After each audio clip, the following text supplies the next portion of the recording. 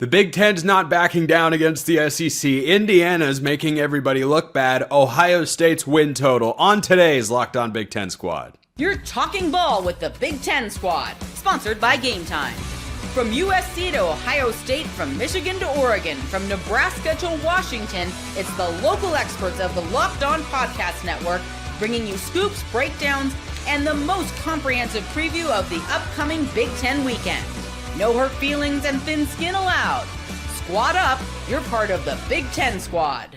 Happy Thursday, everybody. Welcome to this week's Locked On Big Ten Squad. I'm Spencer McLaughlin, your host and neutral arbiter of all things college football. In case you forgot, Craig Sheeman of Locked On Big Ten is here. Jay Stevens of Locked On Buckeyes, Zach Anderson, Yoxheimer of Locked On UCLA Bruins, and Roman Tomashoff live in the wilderness from Locked On Huskies with a dead car battery is just right outside of his car. True story, folks. So let's hop right into it. And Craig, we'll get to your Hoosiers a bit later on, but the SEC doesn't want to go to 9 conference games.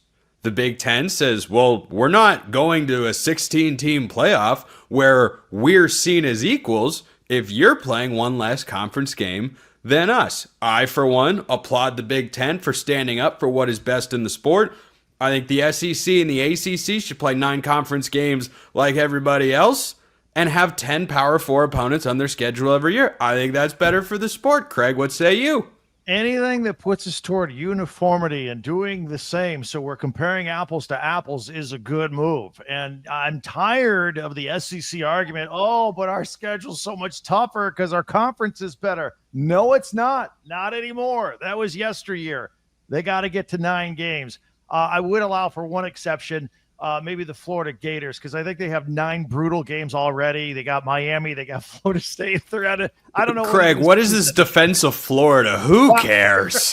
I'm down here in Florida, and I got to hear this every day, and there's some truth to that. So I'm just going to let that ride. But in general, no, they got to play big boy football here and play 9 games like everybody else, so we can start comparing everything on a same level. I'm kind of tired of it, actually, of them hiding behind their 8-game schedule. It's time to step up and be a big boy and play 9. Especially when they haven't made the national championship game in the last 2 seasons. And Jay, you guys saw to that last year. What do you make of Tony Petitti saying, yeah, we're going to go? I mean, we'll have a chance to ask him at Big Ten Media Days next week. I don't know that it's necessarily as hostile as it might be amongst some of us here at the Locked On Network. But, I mean, kind of looks like they're saying, no, you don't get to just act this way and have this advantage over us. I'm glad he's sticking up for the conference and standing by what has already been going on before he got there. It's kind of weird that Greg Sankey and other SEC coaches consistently say our 9-game schedule is tougher, or excuse me, our 8-game schedule is tougher than your 9-game schedule. When if it's truly tougher, you don't have to tell me it's tougher. I already know it is. For you to come out here and try to bash it down over and over and over to get me to believe something you're saying, it's almost making me not believe what you're saying, because in the spring meeting, in the SEC media days, the message has been the same. And I don't get it. I find it stupid. They may want us to believe what they're saying, but it's hard to do that when it doesn't make sense. Yeah. You know what it reminds me of, speaking of the great state of Ohio, Jay? Hard Knocks had the Hugh Jackson-led Cleveland Browns many years ago. And He kept reminding people that he was the head coach. Oh, yeah. I'm the head coach of the Cleveland Browns. Well, how'd that go for? Like, if you have to, you think Nick Saban ever had to tell people in an interview or a press conference, I'm the head coach of the University of Alabama. I'm the head. Like, it just reeks of insecurity to me. Roman, would you care to chime in? I mean, if the SEC wants to, brag about their schedule, maybe they should win some of these non-conference games also, like losing to a bad Michigan team in the whatever Reliaquist Bowl that one was. I mean, you look across the SEC over the last couple of seasons, like Georgia lost to Notre Dame. There's so many examples that we can go down from the last few years of the SEC just not being what it was. And it's time for them to adapt and choose this 9-game schedule. I mean, choose is probably the wrong word here, but it's time for them to adapt to where college football is going as a whole, because this is not the SEC that we saw 5, 10, 15 years ago. And I'm frankly exhausted of this elitism that comes from that entire conference. The SEC put a couple of 8-win teams on the field against the USC Trojans, who couldn't beat Maryland and Minnesota last year. And yet, Mark, maybe USC should just go to the SEC because it's clearly better for Lincoln Riley. This is nothing new. Every year, it's like Groundhog Day. They trot out this manifesto and they repeat the same lines year after year. It's the toughest conference in the country. We play the best football in the country. You got Diego Pavia popping off. I mean, when you're the quarterback at Vanderbilt, sit down, shut up, wait till you're spoken to. You talked about the insecurity earlier. I mean, you give credit to Florida this year for their out-of-conference schedule, but let's just talk about recent or past history. Out-of-conference schedules in the SEC, terrible. And there was a reason why, because whenever they left conference to go play other teams, as you alluded to, Spencer, they get their butts handed to them. So, yeah, I mean, when a mediocre USC can go 2-0 against the SEC, including LSU and Texas A&M, which has been loading up their rosters with the best players you can buy, which I have no problem with, but I'm just using that as context, you're not the best conference. So whether it's Nick Saban saying it, Kirby Smart saying it, some random quarterback at Vanderbilt saying it, it's the same contrived lines year after year after year. Play 9 conference games. Shut up. Tired of hearing from you guys. I agreed with a hefty amount of that, Mark. I don't know if I'm with you on the Diego Pavia slander. This is a pro Diego Pavia network here. That's the father of the state of Alabama football that you're referring to there. And the extra year of some college athletes' careers. Yes, and the eligibility king. You call him the Aaron Kraft of college football in the modern day. You shall treat him with respect. But everything else, you kind of got to go prove, because the SEC, of course, loves their hypotheticals. They'd be favored that, they would do all of these sorts of things. And I believe their record against the Big Ten in the postseason last year was 1-5. Yeah. I don't think that is good, but Spencer, could be I wrong. have a quick question for you on that regard. Who has a better record in hypothetical scenarios, Justin Herbert or the SEC? Well, the SEC's undefeated, and I wouldn't even put Herbert there in the undefeated category. I'll go SEC probably, undefeated in the hypothetical realm. Anyway, Zach, before I was so rudely interrupted by Roman down below, you did not yet have a chance to opine on the matter. I'll make it short and sweet. I'll agree with everybody. The SEC not playing 9 games has been a travesty to college football. It's one thing if we're in the 11-game era. We're in a 12-game era. Adapt with the times. We're playing more regular season games, more games than ever. Well, why not play more games? Wouldn't their fans want to see more games against their bitter rivals and sell out the stadium instead of like Georgia Southern 10 times in a row, right? In week 12 or something, or, an FCS program like Mercer. Play that extra conference game. I think it's better for everybody. Yeah, I agree. And I have an issue with the timing of the late season cupcake, not the fact that it exists. Spy games are an important part of the funding mechanism in college athletics. I'm not advocating they go away. Everybody gets a freebie. I'm good with that. Doing it in the heart of conference play before rivalry week, very, very less down with all of that. Speaking of scheduling and the caliber of a non-conference schedule, Indiana's making us look bad, so we need to dunk on them next. But first, this episode brought to you by our friends over at FanDuel. Summer sports are in full swing with college football right around the corner, and whether you're all about baseball under the lights, golf on the green, that's my kind of thing, or high-stakes soccer action, FanDuel is the best way to make every game even more exciting. You're already following the action, so why not make it a bit more thrilling? With FanDuel, you can get in on the game while your friends are getting sunburned at the beach. And if you want to bet any win total in the Big Ten, in the SEC, ACC, Big 12, every Group of 5 conference team has a win total out there. Whatever you could possibly want for the greatest sport on planet Earth, you can find it over at FanDuel. And if you're new to FanDuel, new customers can bet just $5 and get $150 in bonus bets if your first bet wins. That's a pretty good deal. Pretty good deal in my book. Open the FanDuel app today or Visit FanDuel.com to get started. Jacob Goins of Locked On Hoosiers is not here, or else I'd be directing all of my ire at him, because there are certainly those, Chris Marler of Locked On Gamecocks being one, who are dunking on Indiana because, well, their non-conference schedule just got even weaker. It's a joke this year. There are 9 conference games. You got 9 Power 4 teams at least. But Craig, Yes. what are your Hoosiers doing here? This is not the direction we want to be going. Everyone should have 1 FCS, 1 Group of 5, 1 Power 4, and 9 conference games on the schedule. It's not that hard. What? They bought out of Virginia. They're going to have no Power 4 teams in their non-conference. What's going on here?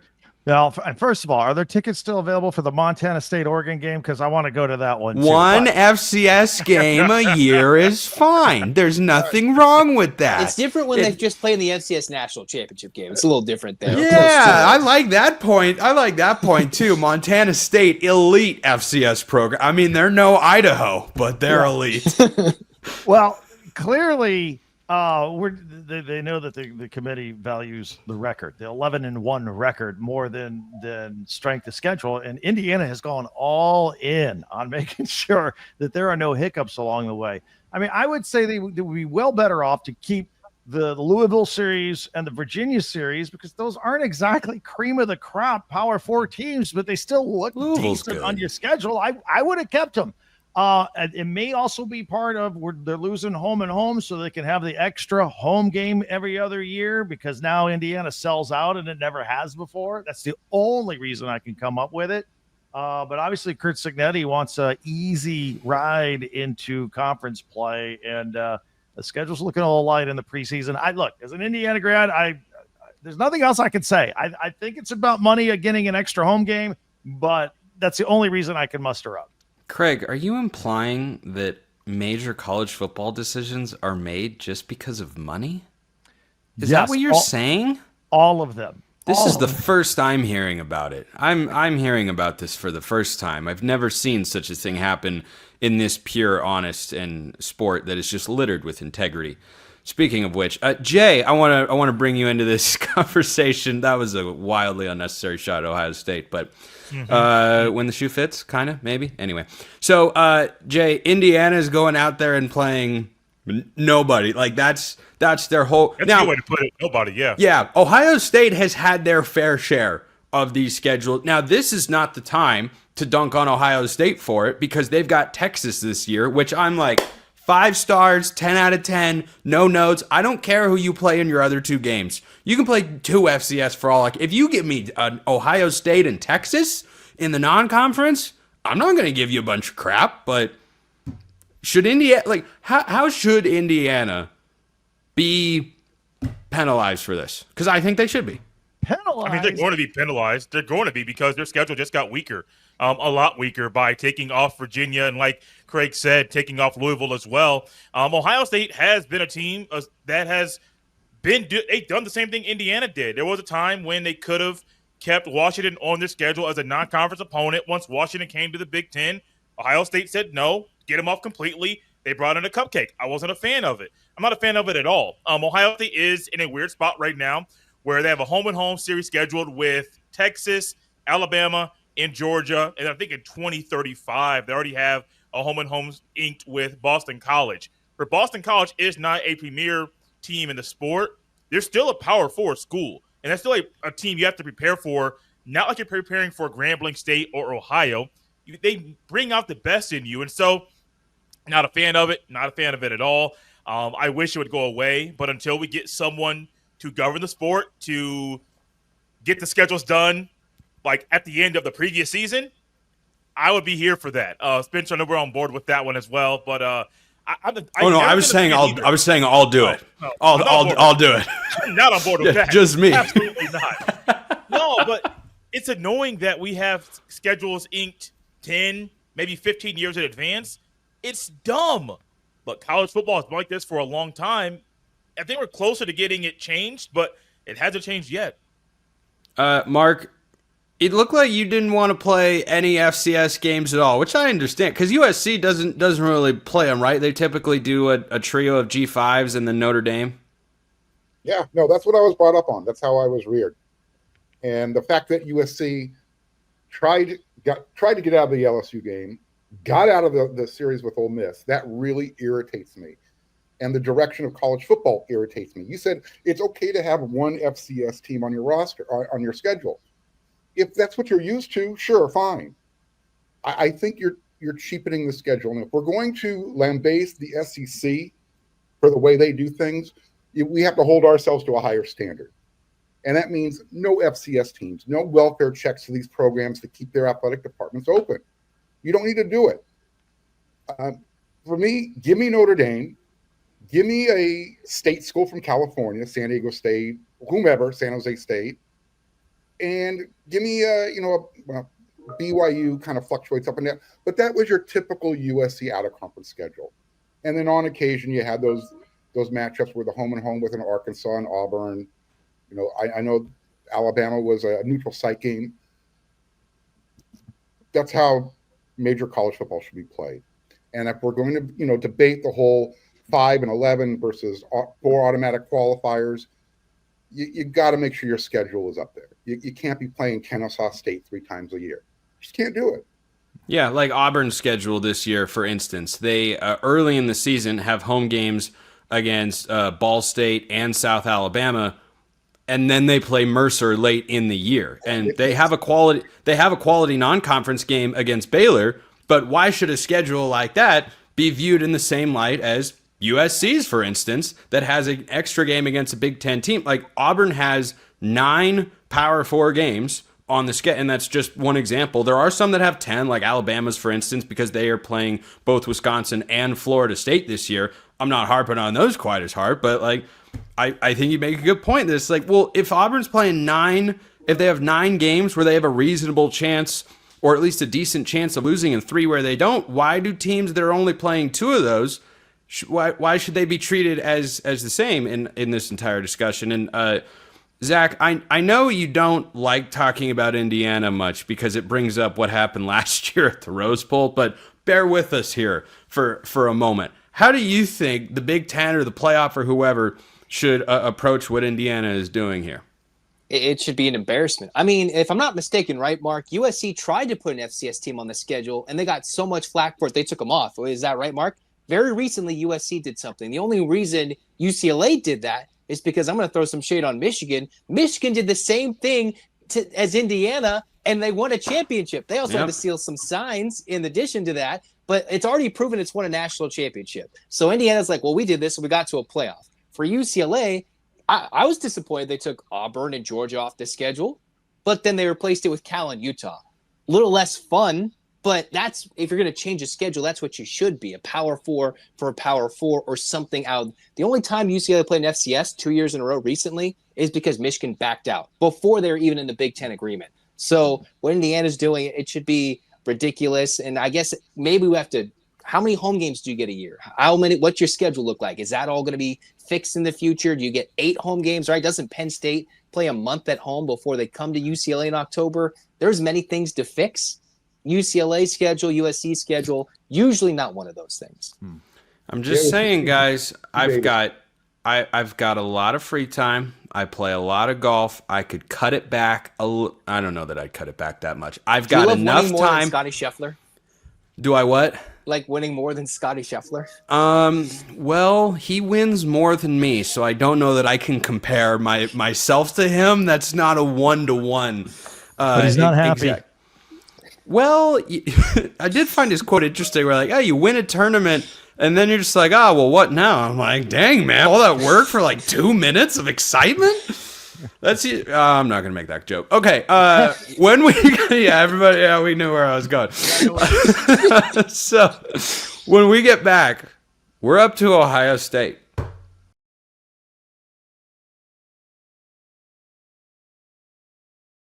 That's how you know Brandon and I are not on the same page, and it happens. It happens. All right.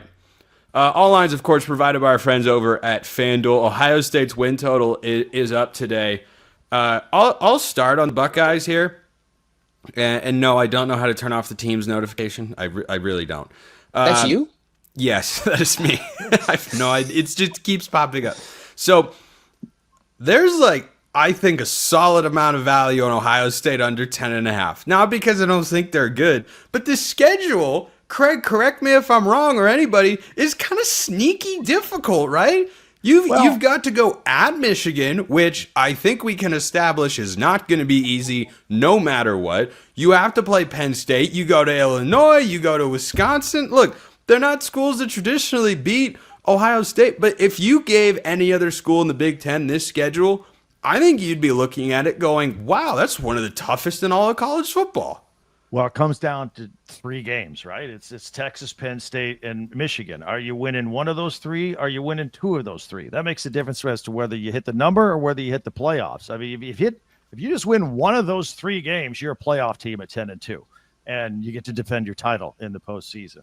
You win 2 of them, you got something special going on, and you hit the over on the number. So that's the question. How do we feel about Texas week 1? How do we feel at Ann Arbor? They seem to have Penn State's number. I'll give them the Penn State game. So really it comes down to 2 games, the Texas game and the Michigan game, one at the beginning and one at the end. Look at the disrespect. What about the Illinois game and the Washington game? Yeah, look at the disrespect to my Illinois Fighting Illini. I can't stand for it. They'll put in a good effort, but we all know Ohio State will probably win unless Julian Those Sayin games is are a all bomb. tough on the road. So, Craig, 10.5 wins for Ohio State, over or under? I think they're gonna. Yeah, it's a good number, isn't it? right at 10. Right at 10. Craig's under. going under Yep. 10.5 wins. Mark. Yeah, this is a step back year for Ohio State. 9-win team. No. Whoa. You see the man up here in the right corner nodding his head up and down. Well, No, that's just he just won a He's not the national first championship. He just probably doesn't care. No, he's not the first person to say 9-3. I've heard one of my buddies didn't predict the schedule, but he said Ohio State's floor is 9-3. And I can see how that could be how he could get there. Okay, so they're going to be 2-1 in their first 3 games. I think that's asking a lot. I agree for Julian Sayin to come out and beat Texas. Ohio State's got to figure out. They've got some guys coming back, but now they're first stringers. We talked about this before on the show. They got to find their footing in these games. And playing at Washington is not a fun place to play, especially if that turns into a night game. So that's another potential loss. And again, Michigan has been that albatross right now. They can't beat Michigan for some reason. I know how that feels. They should make the Washington game a big noon game, 9 a.m. on the West Coast. I think Ohio State would win by 30. That's advantage Ohio State if that happens.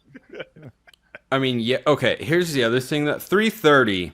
I'm gonna speak for Roman here. And look, I've got a Seattle Mariners shirt on. It's as close to Washington affiliation as I will ever get to. I mean, I have some Seahawks gear too, but Husky Stadium is meant to be enjoyed during the day. Like, sailgating is a thing that is wonderful. I'm a sucker for water and boats.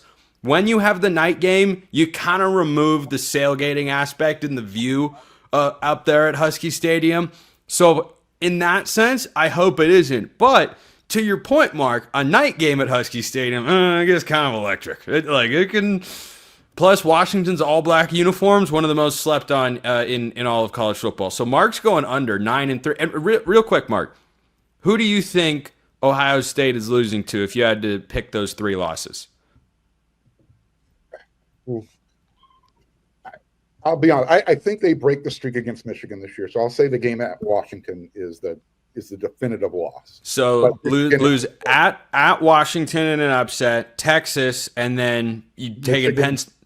Michigan is a potential loss, but if you're asking me for 3 losses, that's where I would put my money. If you're asking me to choose a different team other than Michigan, can Penn State, can they get over that hurdle? Can Ohio State win at Illinois? It's road games, and you're breaking in a new quarterback this year. The road games are tough. Zach, Buckeyes, 10.5. Last year, I know road games are tough.